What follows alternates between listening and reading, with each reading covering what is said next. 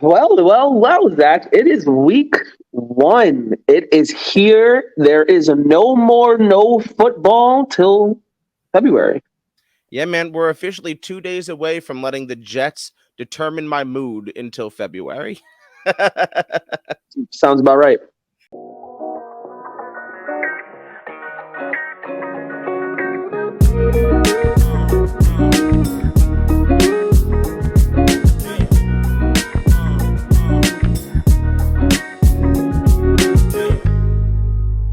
And welcome to another episode of Breaking Down the Tape.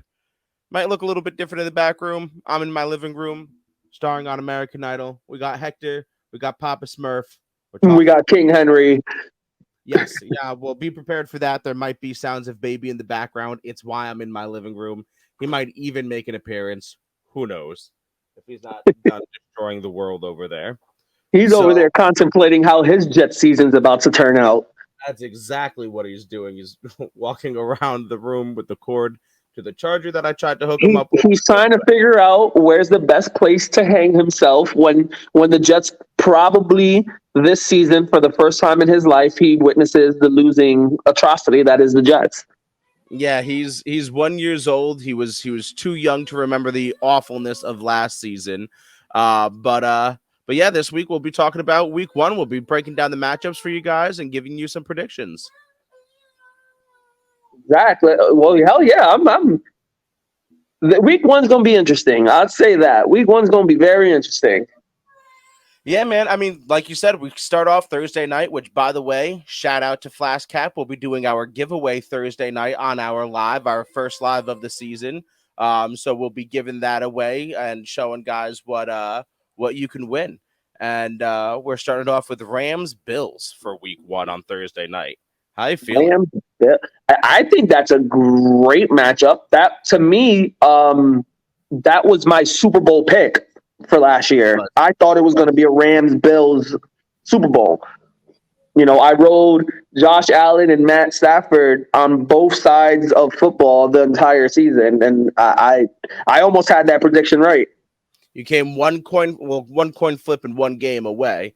Who knows if the Bills would have done it against the Bengals? I like to think they probably would have, but I mean, in the end, we all know what happened. So Bills Rams, Buffalo's favored by 2.5. They're in LA. Stafford comes into this with a little bit of arm soreness. They're talking potentially Tommy John for him. I think he's fine. I think he'll be fine. It wouldn't shock me if they rested him. I mean, losing week one to the Bills isn't going to kill you.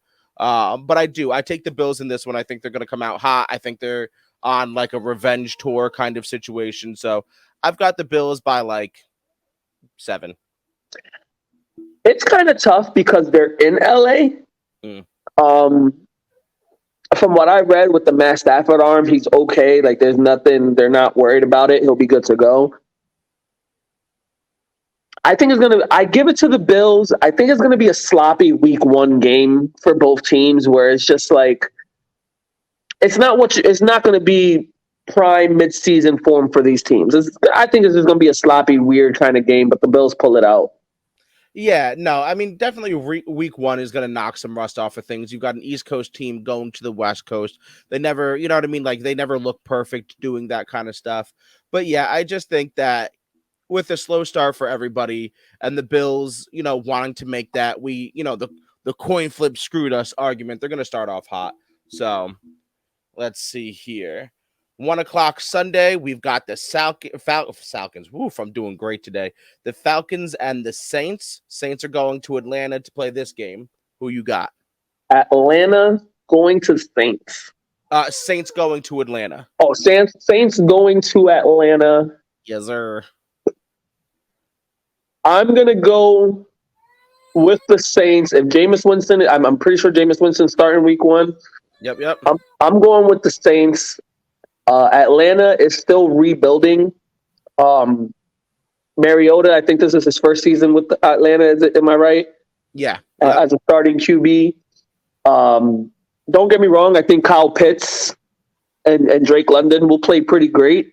Mm-hmm. But I was very, very happy in the way Jameis Winston was playing last year until his injury. And if he could come back to what he was doing last year, this team is even better than they were last year, especially adding Chris Olave. Yeah, 100%. And I agree with you wholeheartedly. And here's my little plug. I'm doing week one pregame articles on our Patreon, so go check that out. And this is, kind of a recap of what I said in there. It's exactly what you said.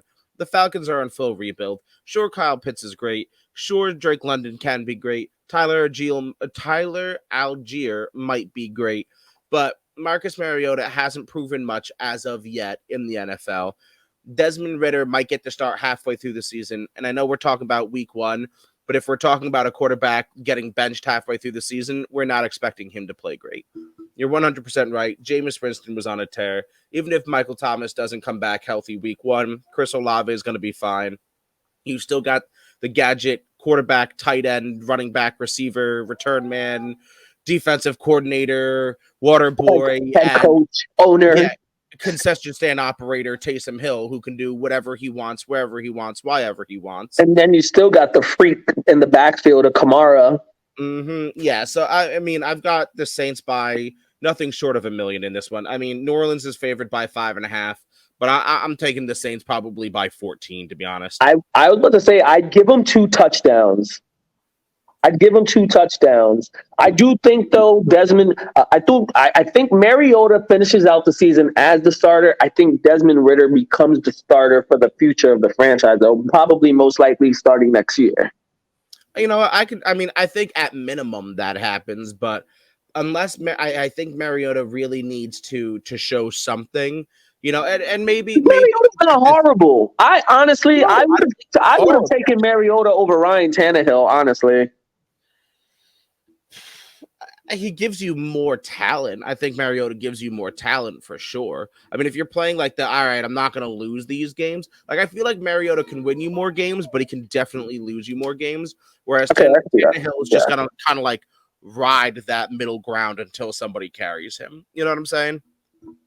But so let's see. Next, we've got San Fran, Super Bowl favorite San Fran, going to Chicago to take on the Bears. The Bears. Yeah, San Fran's favored by 7 flat. I'm taking San Fran, but I'm still not calling them Super Bowl favorites. I mean, look at who they're playing. They're playing a very soft Bears team. Bears all the way. Nah, I'm fucking with you. I can't. Chaz would have been hyped. Chaz would have been like, yeah, let's go. Nah, the Bears they're not 85 Bears. I got the Niners. Again, like you said, like the Bears, they're on a complete other rebuild. I think Justin Fields has all the talent in the world to become something good. Mooney, I think his name is, the receiver over there. He's a nice receiver. They got a decent tight end, I believe, Komet. But that team is just in shambles. I'm taking San Fran probably by I'm 16. See, I'm a little bit different on this. So I agree with you on all your points on the Bears. Like, they do have the pieces. Their offensive line needs some work. Their defense obviously needs a lot of work. But they've got David Montgomery, like you said. They've got Justin Fields, who's got all the talent in the world. Darnell Mooney, who's a good enough receiver. Cole Kmet. The problem is the Niners defense is just too smothering, and they're not going to be able to get off the ground. But I don't have that much faith in the Niners offense right now. See, I'm not too worried about the Trey Lance situation at the QB because of what's around him. Sure, and all he has to do is be semi-accurate. Don't be. All you got to do is be mediocre. Yeah. And give the ball to the guys who are supposed to get the ball, a.k.a. Brandon Ayuk, Elijah Mitchell, George Kittle, and you still got fucking Deebo Samuel. Like, just make sure the ball gets to them and let them get the yak. That's all you got to do. For sure. And then, he's going to do his scrambling shit. He can run. Like, you can't knock a man silent for being big, fast, and physical. Like, that's a given. Oh, yeah, and I still don't understand people with this MVP talk for Trey Lance. We've seen 2 starts out of him.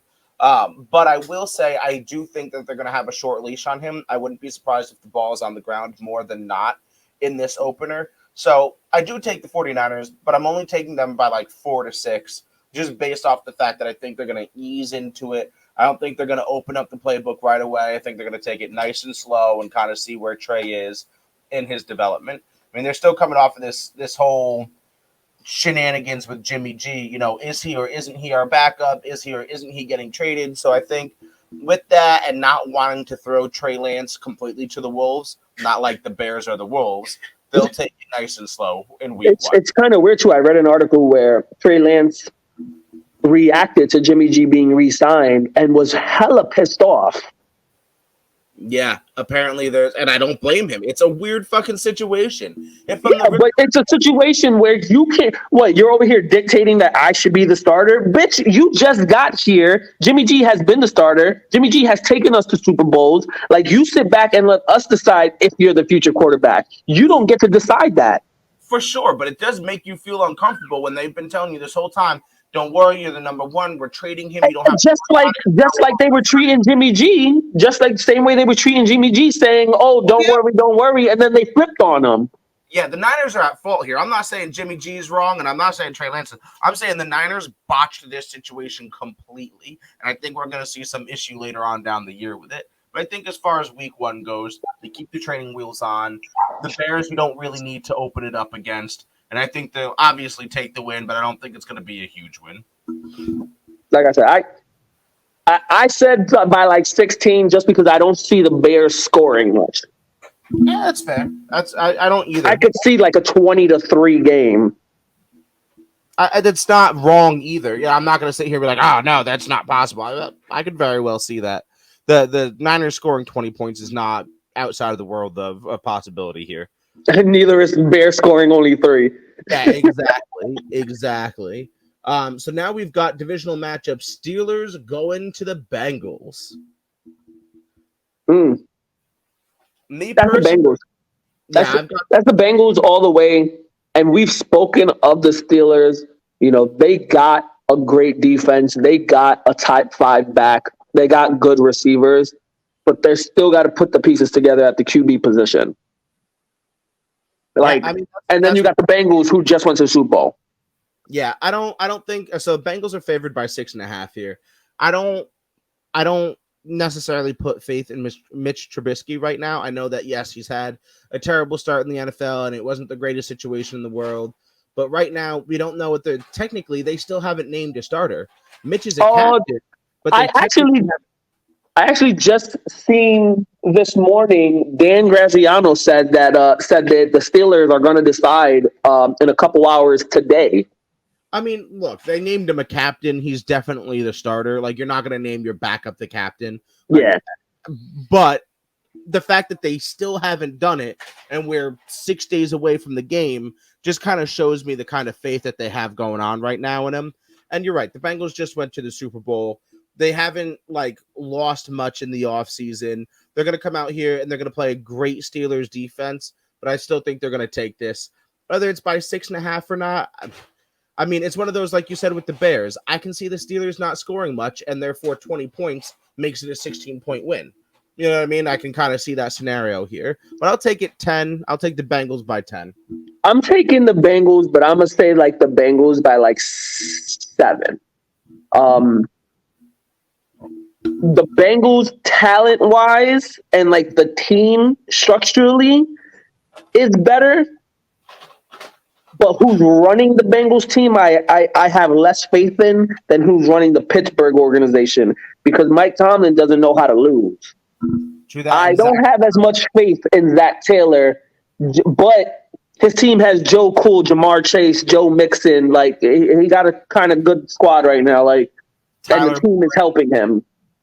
Yeah, no, definitely the Bengals. And I think we said it last year. The Bengals made the Super Bowl in spite of Zach Taylor. And like you said, Mike Tomlin doesn't know how to lose. But week one, I mean, this is a big matchup, too, in week one. It's a divisional opponent. This could decide your playoffs right now. Hey, are they in Pittsburgh? They'll be in Cincinnati. Oh, yeah. So I'll give Cincy this one because Pittsburgh is still trying to figure out their shit. But We'll get there when they play Pittsburgh again in Pittsburgh. Yeah, I'm waiting for that matchup. I think that's going to be a far better one once they kind of have that QB position a little bit more solid. And I'm sorry, I'm still calling it Heidens Fields. Yeah, Aquasher, fuck Whatever. off. Fuck off. That's bullshit. And then we've got one of the more interesting games of, I think, the week one matchups. We've got the Eagles traveling to Detroit. I call this a boom or bust game because I think each of these teams can boom or bust. I think the Lions are going to win their division or they're going to win one game. The Eagles are Super Bowl contenders or they're going to win one game. You know what I mean? And this might be the one game that each of them win. This one's tough. I'm saying. I mean, you've got Aiden Hutchinson now on that Lions defense. You know, you've got Jared Goff still on the offense. Amon-Ra St. Brown kind of broke off. I'm gonna take the Eagles 24-16. They are favored by 4 in this one. They are favored by 4. I'm saying Eagles 24-16. That is the smart pick. But I'm taking the Lions in like a 14-10 kind of game. I don't know. It's just Dan Campbell, man. I'm not gonna lie. Dan Campbell. I know, but I actually picked the Eagles this year to win their division. So, like games like this, they need to win. Yes, if they're gonna win the NFC East, they have to beat the Lions. Like that's like you said, it's games that you have to win, that you should be winning. You have to win. But I don't know, something about the Lions, man. Something about Dan Campbell. Maybe they don't get off to a hot start, and I'm wrong. But being on Hard Knocks, it's got me going, man. It's got me going. I'm a Lions truther this year. You're my kneecaps, man. Yeah. The amount of coffee and espresso that man drinks puts me to shame. We've got the Dolphins, the Dolphins hosting the Patriots. And what I learned this morning is that the Patriots are already in Miami. They traveled this morning. They're like, fuck this shit. We're going down there all week. They're spending the whole week because apparently the Patriots can't beat the Dolphins. They're like 2-7 in their last 9 matchups going to Miami, but they're 15-3 against the rest of the fucking division. Yeah. Wow. So they're great up north, but they can't play for shit in the heat. So he said, everybody, we're taking the week down to Miami, and we're going to bust your fucking ass in practice in the heat. And shockingly, Miami is a 3-point favorite. I'm still taking the Patriots. As much as I do not like giving wins to either one of these teams, I am also giving this to the Patriots because I still have no faith in Tua, made out of thin paper, Tua Tagovailoa. You know, it's crazy to me. Every time somebody tries to tell me that Tua's good, they show me a throw that he's severely under. They were doing it on Get Up this morning. They were talking about Miami and, you know, how Tyreek's talking about how good, you know, that diving, like sliding fucking catch he had to come back for. He had to reroute himself and then slide and come back for. Oh yeah, some of the best balls I've ever seen thrown. Bro, you had to round off your route to go get it and still slide to come back for it. Like, what? I don't get it. I don't understand. Oh yeah, that's where he meant to place it. Fuck off. No, it's not. Tyreek beat him by a step. He could have just hauled it. He can't haul it. That's the issue. There's Tua. There's the Tua issue. There's the unproven Dolphins backfield issue. There's the rookie head coach issue. There's the Bill Belichick issue. I think Bill Belichick finds a way, because defense is his forte, to stop or not even, because you can never really stop the amount of speed that's on the Dolphins squad, but to slow them down and bring them down to their level of play. I mean, look what he did against the Bills last year in that snow game. 3 passing attempts. If you just run the ball all game and you have a 40-minute fucking time of possession, I mean, you're going to win the game. So, I don't disagree with you. I think that's going to be a boring game to watch for most people, but I do think the Patriots take this win. Yeah, I think it is 4 points by nothing crazy. I think it's going to be I think it's going to be an extremely kind of like low-scoring, boring game, like some like like close 20 to like 17. Yeah, for sure. And now we've got the Joe Flacco revenge game. The Ravens coming into New York to face the Jets. Ravens are favored by 7, and word on the street is slanging bomb and banging moms might make it back for week 1. I've heard they ran him through some drills and some workouts, and apparently he is looking great. I still believe they hold him out. They should. I still believe they hold him out. Joe Flacco goes out there because they've been preparing with Joe Flacco. It doesn't make sense 4 or 5 days before game time, you're going to flip back to Zach Wilson. Let Joe Flacco do this. Give him that extra week. Mm-hmm. To me personally, I wouldn't even bring him back week 2. If I'm not going to let him play against the Bengals, the Ravens, I'm not bringing him back for his first game back against the Bengals. I'm going to let him come back week 3 against Pittsburgh and go from there. Let Joe Flacco take those first 2 games. So we've got the Browns in week 2, and then we've got the Bengals in week 3. And no, we don't. No, that's wrong. I'm looking at it on ESPN right now. They must have flipped that. It's supposed to be Ravens, Bengals, because Steelers, Browns. I've got week 1. I'm on ESPN right now. Week 1, we've got the Ravens. Week 2, 1 o'clock against the Browns. We're going to Cleveland. Week 3, we're staying home against Cincy. And then week 4, we are at the Steelers. Maybe I got that wrong. It's easy to mix up when you have 4 fucking AFC North games in a row. Like, because Roger Goodell hates the Jets. But maybe against the Browns, then I wouldn't feel too bad if it was the Bengals and have him play before going to the Bengals. I mean, I would rather. I'm okay with sitting him the first 2 weeks because the Browns don't have a shit defense. Greedy Williams over there, Denzel Ward, Myles Garrett. I wouldn't be okay. I wouldn't be upset with Zach taking the seat there. But I agree with you. I don't think the Jets for a week 1 matchup should bring him back. They've been practicing with Flacco. They've had everything ready to go. Make sure your franchise quarterback's knee is okay before bringing him back out on the field. And there's more of a slim chance. I think there's a 50-50 chance that we can win this game. We don't even know if Lamar Jackson's going to show up in pads for the other side of the football team. I've got him in a couple of fantasy leagues, so that scares the shit out of me. But I do think he pads up. I think the person that he is, he leads business to business and play to play. He's going to suit up. He's going to play. He's going to do all that shit. People are blowing it up like if he's going to fucking hold out on the season. I don't think he's going to do any of that. I agree. I want him to, though, at least for week 1. Yeah, for sure. At least for week 1, because I'm taking the Jets no matter fucking what. I think Joe Flacco goes out.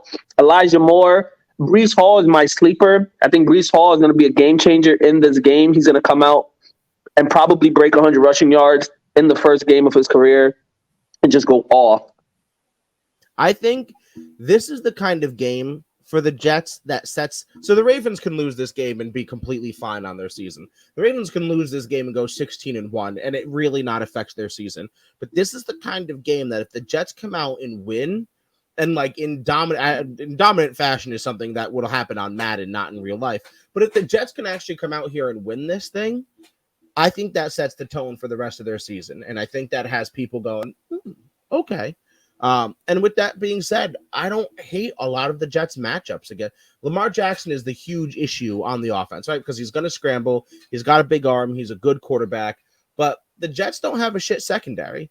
The Jets have a good pass rush. I think they're going to get after him, get him uncomfortable, make him think about I think the Jets defense. People see the green and white and the name Jets and assume, they're trash. Think that all you want. The Jets defense is going to be one of the top defenses in the league. If not this year, next year. Because I get it. It's only preseason. But watching the starters and the reps, the small amounts of reps that they had during the preseason, they are swarming. Mm-hmm. And they pop motherfuckers in the mouth. Mm-hmm. And no one has ever looked in the preseason at Sauce Gardner. He hasn't even been targeted once. Now, I think that's an overblown statistic because he's been out on the field for 50 combined snaps. But I don't know, man. I think he's gonna. I agree with you. I got the Jets by 3 in this. To be honest. I got it a 21-17. Yeah, I don't hate that. I don't think the Jets are going to get into a shooting match. I think it'll be a low game, but yeah, no, I don't hate a 3 or 4 point win for the Jets. 21-17 because I got Breece Hall with a touchdown, Elijah Moore with a touchdown, and Braxton Berrios with a touchdown. Okay, I see you. Braxton Berrios is a name that keeps getting forgotten with all the firepower that the Jets. I just brought it up on a fantasy draft that I was on last night. I brought up to people. I was like, hey man, not that anyone should draft Braxton Berrios because you can get him on the waiver wire for cheap. But I'm just saying that's a. I wouldn't a couple of games exactly like you said. I would not waste a spot drafting him, but he's on every waiver wire. Mm-hmm. He's on every waiver wire, and I get it. Usually, what I do is I don't make any trades or waiver pickups until after week 1. This year was an exception in one of the leagues. I know I made a few waiver pickups for some receivers and shit like that in one of the leagues, but I usually wait and see week 1. And see how everybody plays in that first week. But I think Braxton Berrios is one of those guys within week 2, it gets picked up in most leagues because he can score multiple ways: running the ball, catching the ball, and if he does break out on a punt or kickoff return for a touchdown, that is points right there. And he's a PPR monster. He's a reception monster. I mean, even if it's for 3-4 yards, he's going to get you the receptions. He's going to get you 10 points on receptions alone. Like he's number 4 on our depth chart of receivers, and you're putting him against a number 4 DB. I'm taking Braxton Berrios beating that number 4. Right, or he's in the slot against the linebacker. Yeah, please stop it. Unless you dedicate a specific nickel or dime corner to him, yeah, he's going to win that matchup every day of the week. And again, it might be only for 10 yards. That's going 1-0. Yeah, I'm with you. Next, we got probably the worst matchup that you can imagine. We've got the Jags going to Washington to play the Commanders. I'm giving it to the Commanders and Carson Wentz. Was it Carson Wentz, right? Yep. I'm giving it to them over Jacksonville. I think Jacksonville only scores like 10 points. I'll give the Commanders. I'll give it a 20-10 match. It's funny you say that because I was thinking the same exact thing, but flipped. I think this is one of the rare games in which Jacksonville actually looks good because Washington is such trash. So I'm taking the Jags in the same score, 20-10, but over Washington. I don't know. The Washington's defense last year was sneaky until Chase Young got hurt. But that defense was sneaky and they were good. They got Scary Terry McLaurin.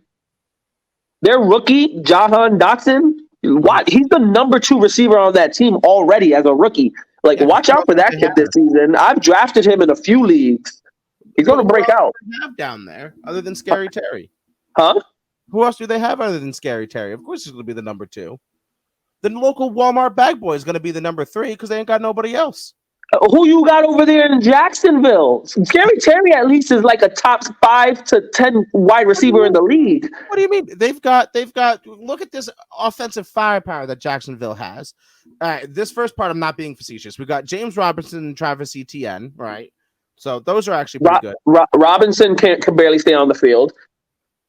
Right, and Etienne just proven first year that he's made a paper. And then we've got all of this money spent on, and hear me out, Christian Kirk and Zay Jones. Overrated, and Zay Jones is young and is up and coming. I give him some, but overpaid. That Christian Kirk, he overpaid. And then what? Marvin Jones, who's on the verge of hitting almost 45 years old.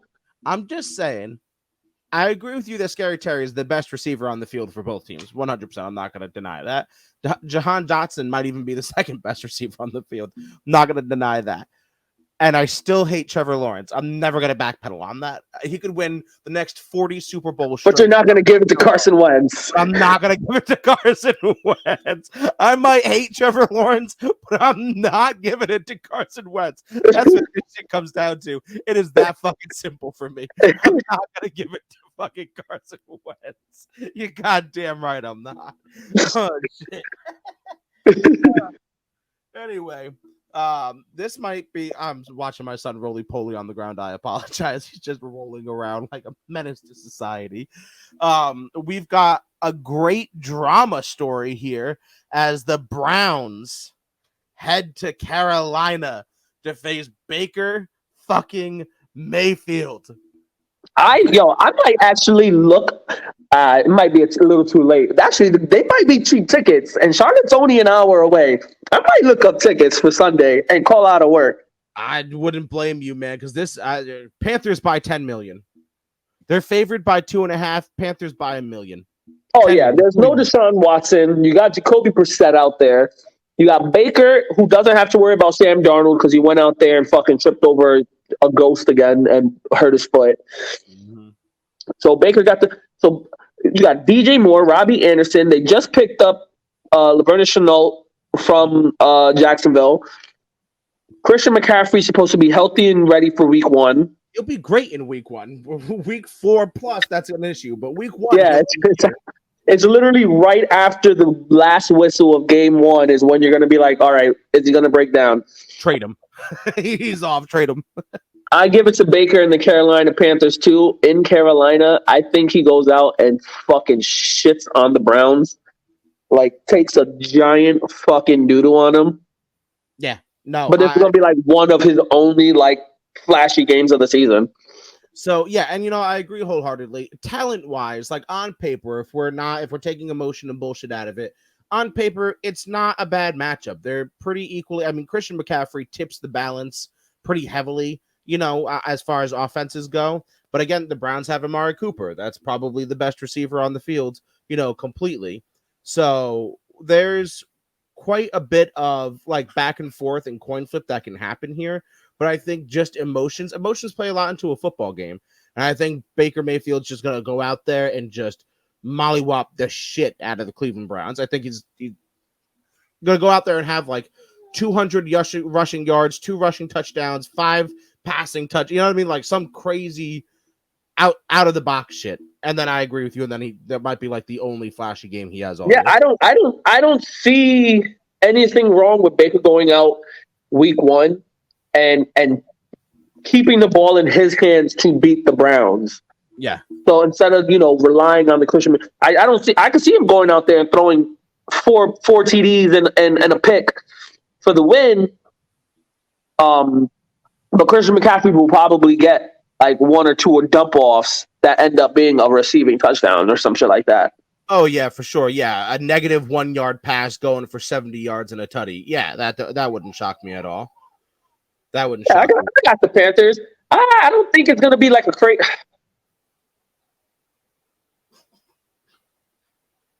Yeah, it's going to be a complete blowout, at least on the sides for the Panthers. Like I don't see the Browns scoring much unless the run game is just overpowering.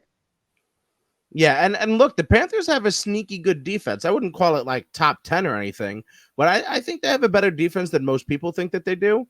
I've got it by like 16 points in favor of the Panthers in this one.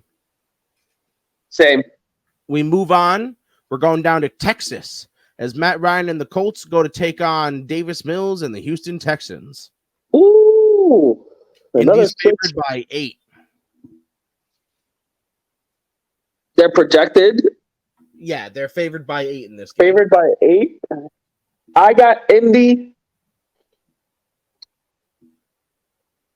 I'm going to say Indy by like 12. I think they just shit on Houston. There's not much Houston got out there. Davis Mills, he's doing all he can being in a shitty organization like fucking Houston. They're just as bad as Cleveland Browns. They do got Brandon Cooks and they got that rookie Pierce, but I think the Colts are going to win their division. Jonathan Taylor goes out and continues monster tear game one. Pittman is going to have a fantastic second year. They do got another receiver with Matt Ryan. I think Matt Ryan's obviously a fucking step up from Carson Wentz. And with that kind of defense, offensive line, and run game, he can take them further. They've got one of the better defenses in the league, the Colts, built on turnovers. This game is exactly what you think it is. Anyone who knows anything about football, this game is exactly what you think it's going to be. The Colts are this isn't a game worth watching. The Colts are just going to walk all over the Texans in disrespectful fashion. So, I mean, this is exactly what you expect. Yeah, it's going to be a complete blowout. Yeah. Yeah, that's a game that's not worth watching by any fan base ever at all. Moving on to the 425 games, we've got the Giants traveling to Tennessee to take on the Titans. The Titans are favored by 5.5 in this one. I don't hate it. I'll take the Titans by 10. Titans by 10? I think people are some are sleeping on the Giants, but are overhyped on the Titans. The Titans are not what they were. Like, obviously, you got Derrick Henry, but that's all you got. That's literally all you got now. You lost A.J. Brown. True. You don't really – the rest of your receivers are and you still got Ryan Tannehill throwing the ball. I think Malik Willis ends up winning the starting job. I got the Giants in this. Really? I think Barkley's going to have a comeback player of the year type season. Daniel Jones, I think, plays well enough this game. I'm taking Shepard should be back. Galladay is healthy. Kadarius Toney, which if he didn't go out and wanted to throw fucking elbows and shit with people, he was due to have a breakout season. Yeah, he had a good couple of games after injury, and then, like you said, just decided to, fuck this season. I'm just going to go punch people in the head. Yeah, he wants to be an Antonio Brown type motherfucker. No, I'm taking the Giants. I'm taking the Giants by 8. What? Taking the Giants by 8. That's confidence. I don't know about all that. I don't know, man. I hear you. I hear you about, the Titans being overrated and overvalued. I feel you on the Ryan Tannehill aspect, but that Titans defense isn't anything to joke about. And I mean, the Giants have Daniel Jones. Someone said the Giants by 8. All right. We've got the Packers traveling to Minnesota. We've got the Green Bay Aaron Rodgers versus the Minnesota Vikings. Green Bay is only favored by 1.5 here. I see this as a shootout. I think it's going to be something crazy like fucking like 35-28. Interesting you say that because the Packers don't have a lot of bullets in the chamber, bro. They've got You got Aaron Rodgers. They've got the Lizard King. They've got who? Valdez Scantling. They've got Romeo Dubs. No, I think Scantling left. Oh yeah, actually, I think he's with the Chiefs now. My bad. So okay, so they got Chris. I think his name is Christian Watson. Yep, and Romeo Dubs and the Lizard King. And you think and Robert Tonyan. Yeah, Robert Tonyan. And you think that's enough for a shootout? As long as Aaron Rodgers and his fucking Kumbaya Zimbabwe methods and shit is on the field. Which, can we talk about that real quick? That motherfucker went out and found the loophole to take drugs that are illegal legally. Like, how do you do that? First of all, the balls on Aaron Rodgers to not just do that, but then come out and be like, "Oh yeah, totally." Oh, but he knew. That's why he did it, because he knew that there's nothing they could do about it. He found the loophole. I'm just saying, if it was a quarterback of a different skin persuasion, the NFL would have had He took a drug in a country that they use the psychedelic drugs as a part of a religion ceremony cleansing thing. Nigga, they're a bunch of fucking hippies, and they just fucking doing drugs. And you just found your loophole to go do some fucking drugs and trip balls and shit, and then come back and be like, yeah, I had a great experience tripping balls. If Aaron Rodgers had a little bit more melanin to his skin, the NFL would have launched a full-blown fucking investigation into that shit. That's all I'm saying. You know what it is? Is that Rodgers is just so fucking smart. That man, well, and he also walks around like, I'm smarter than everybody. Like, I know shit before you even know shit. Mm-hmm. But, I mean, look, back to the game. Maybe he is going to be tripping on psychedelics, and maybe that's what helps him play better. It's still fucking Kirk Cousins. And I know they've got Dalvin Cook. I know they've got Justin Jefferson, but their defense is meh. They don't really have many other weapons. I'm taking the Packers, but I'll take the Packers by like 3. I think it's going to That's what I'm saying. Kirk Cousins is going to blow the game. And then it's going to be the last like 2.5 minutes of Rodgers just piecing up the defense. Sounds about right. Do you think oh no, we already talked about this. Listen to the last episode if you want to see if Hector thinks he's going to win triple back-to-back MVPs. I'm not going to ask him again. You just have to listen to the last episode because I forgot we did that. All right, so now we've got the Chiefs going down to Arizona to play the Cardinals. They are favored by 4.5. The Chiefs are favored by 4.5. I'm taking the Chiefs by. I give them 7. It's like Chiefs by 7. No, the new Call of Duty isn't out yet. Kyler Murray's got a new understanding for play calling after this preseason. It's because he's studying. He's studying, I guess. For now, it's in his homework. But yeah, I've got the Chiefs in a close one in this one. I mean, the Cardinals aren't a bad team. Obviously, D-Hop is suspended for 9 games or something like that. 6 games. 6 games. So I just think I'm sorry to all the Chiefs haters. Oh, Tyreek Hill is gone. They're gonna be bad. Tyreek Hill made Patrick Mahomes. You're on drugs, okay? And they're bad. No. Yeah, D-Hop is missing for the Cardinals, but they did go out. They got Hollywood Brown. They still got AJ Green, even though he's aging. Zach Ertz is still a top 10 tight end in the league. They still kept Connors, who last year was a touchdown machine. So I think they'll be both sides will be able to score. And just like you said, like Tyreek Hill missing for the Chiefs doesn't make them miss a beat. I mean, they went out and got Juju Smith Jr., which just as fast as Tyreek Hill. Not faster than him, but like if you look at the miles per hours on their top speeds, not very off. Yeah, it's not going to make a huge difference. I think the Chiefs are going to be just fine. It's not going to change much. And I think they're just going to outgun the Cardinals, to be honest with you. Yeah, I'm taking the Chiefs. And now we've got an AFC West showdown, a gunslinging matchup between the Raiders as they head to LA to face the Chargers. The Chargers are favored only by 3 in this. This one's a tough one because I have both these teams making it to the playoffs. But I will refuse. I will not go against my MVP of the season, Justin Herbert. The Chargers are taking this in a gun-slinging I wouldn't be shocked if Justin Herbert and Derek Carr both go out and throw well over 400 yards apiece. I was echoing that statement, but I've got Devontae Adams scoring a toe tap in the final seconds to win it.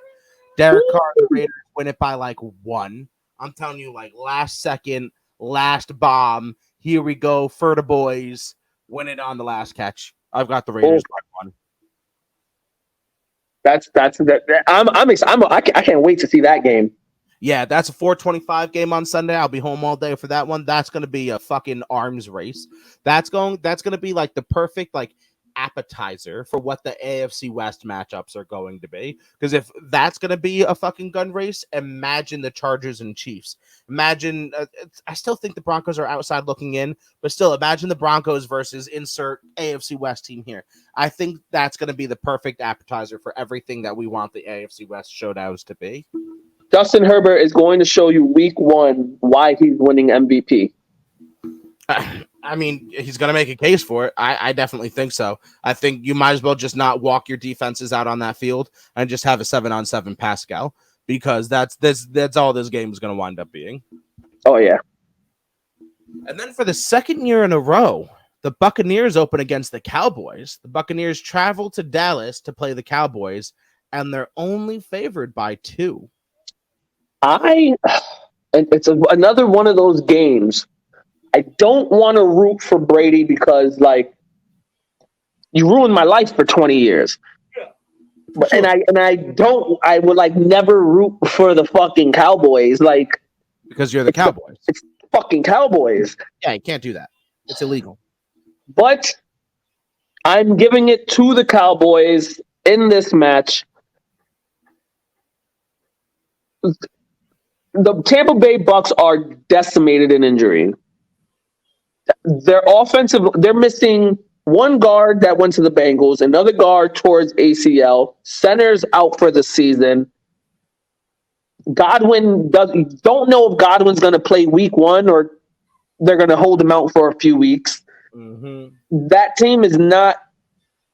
I get it. Brady's playing, but I think this might be one of those seasons for Brady where it's like I should have hung it up while I was still winning, because he might have a losing season this year. Yeah, I don't think this is going to be the ride off into the sunset that he wanted to. I think if he just left after his first Super Bowl with Tampa, he would have proven everything he needed to and more and been able to walk away just fine. But I agree with you. I think this is one of those, hey, bud, you shouldn't have unretired kind of situations. It's a shitty situation. He's and I called it. He's fighting with his wife. They're on the verge of fucking most likely a divorce or some shit, because apparently from an article I read during that 11-day absence or whatever, they were seen like getting into an argument and she left the compound that they live in. Yeah, apparently it was bad. It's been bad over there in the Brady household.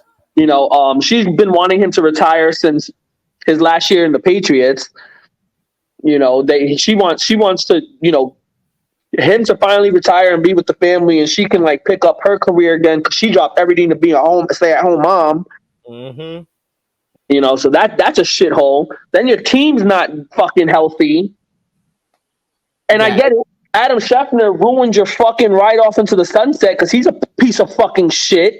If I was Brady and I saw Adam Schefter on site every single time, I'm whooping that ass. Notice how Schefter, after all of this, has kind of disappeared into the ether. We haven't really seen him. We haven't really heard him. He's just kind of disappeared after crossing Brady. Wonder if Brady called the Illuminati and shit on him?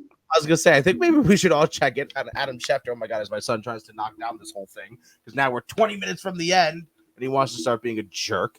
Anywho, I've got the Cowboys in this one for all the reasons that you've said. I mean, all the stuff that we've talked about is kind of your long-term issues. But in week 1, I definitely think that the Buccaneers have some problems, and they're going to continue to against the Cowboys defense. I think that, what's his name? Diggs. What's his first name? Trayvon Diggs. Trayvon Diggs. Thank you. I think he's going to have 1 or 2 picks in this game. I think Dak Prescott's going to come out just fine. Tony Pollard's going to steal the show because Zeke is a bum. Yeah, I've got the Cowboys by like 4. I don't think it's going to be crazy big because the Buccaneers defense is still pretty good. Yeah, I want to pump the brakes on the Cowboy fans and shit because we're giving them the win. Because I'm telling you right now, they're also trash. They lost players that they haven't replaced yet. Their offensive line's not what it used to be. They don't have Amari Cooper, so now you're only relying on CeeDee Lamb because Michael Gallup is always fucking hurt. Yeah. Like you said, Zeke has not been Zeke after his first 2 or 3 years in the league. You got Tony Pollard, who's probably going to win the starting job after this year.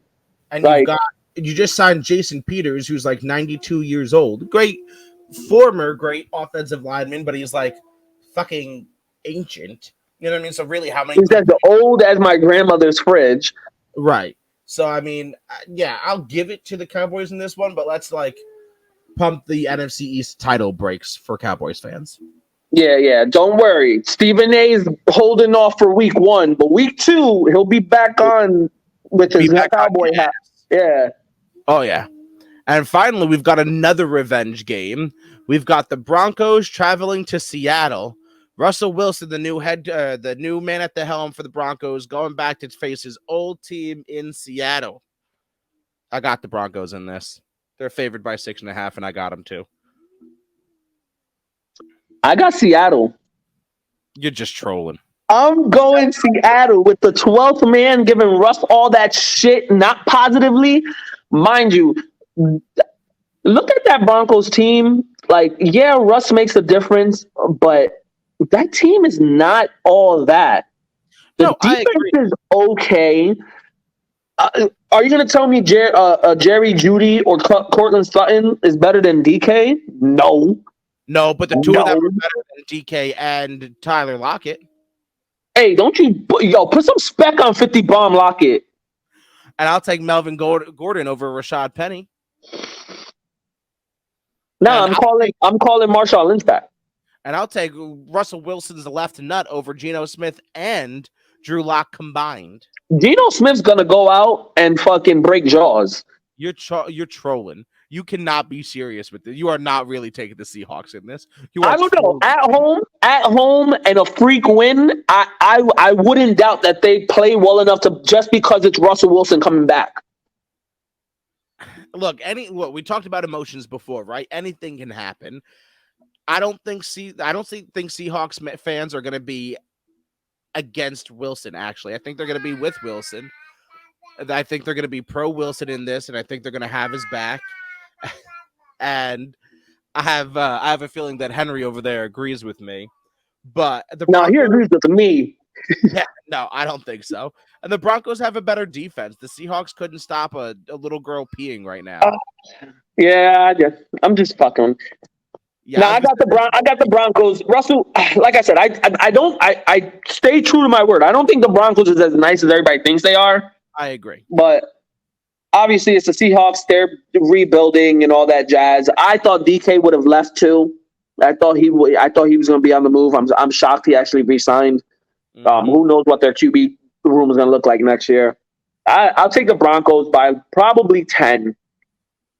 Yeah, I was putting the Broncos around there. I mean, like I said, they're favored 6.5. I'll put them at 10-14 and be okay with that. And I agree with you. You know, I said it before and you said it now. The Broncos, as far as the AFC West goes, they're on the outside looking in. But the bar is set low to beat the Seahawks. You know what I'm saying? Yeah, I mean, when the face of the Seahawks leaves, it's like. Yeah, I'm not too worried about it from there. But, sir, that is all we have for week 1, as that was Monday night's matchup. How are you feeling so far? I wish there was a better Monday night matchup. I agree. Like you hype it up good with the Rams and the Bills. Mm-hmm. You got, killer matchups on Sunday, and then you end with a fucking shit show. Yeah, like you couldn't end with the Buccaneers and the Cowboys. Like that had to be that one actually would have been respectable. Or the Raiders and Chargers. Like you had to put the Raiders and Chargers at 4:25 on Sunday with 60 other games as opposed to ending them on Monday night. Fuck you. AFC West showdown, but you want to go fucking give Russell Wilson a fucking hand job? Yeah, because that's all it is. That was them like, oh, hey. Well, I think actually the schedule came out obviously before that trade happened, but still. I get it. You're trying to hype up the Russell Wilson going back home to Seattle thing, but it's like, it's not that interesting when it's a lopsided game. Right. Yeah. Like if Cleveland and Carolina, like that's a good game. That's a great revenge game. That's a great story. On paper, the teams are closer, but Broncos Seahawks, like, yeah, I get the mentality, but the rosters just aren't there. This isn't. That's something you say for the week 2 or 3, week 4.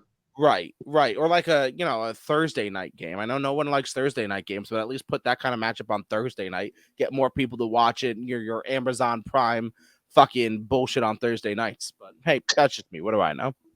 Yeah. Anyway, man, you got anything for the fans before we head out of here? Hey, like, follow, share, Twitch, Facebook, Instagram, YouTube, TikTok, Flashcap.